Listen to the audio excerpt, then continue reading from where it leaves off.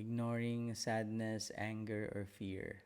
Again, when we look at ourselves, our emotion is part of who we are, how God created us. And there is nothing wrong with our emotions. It's actually the response to these emotions that can tell if what we are doing is good or bad. If we tend to categorize yung mga anger natin o kaya mga fear, and then nilalagay natin siya sa category ng sin, then it is not the truth.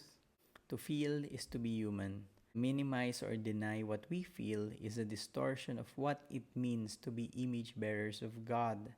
To the degree that we are unable to express our emotions, we remain impaired in our ability to love God and ourselves well. Why? Because our feelings are a component of what it means to be made in the image of God. To cut them out of our spirituality is to slice off an essential part of our humanity.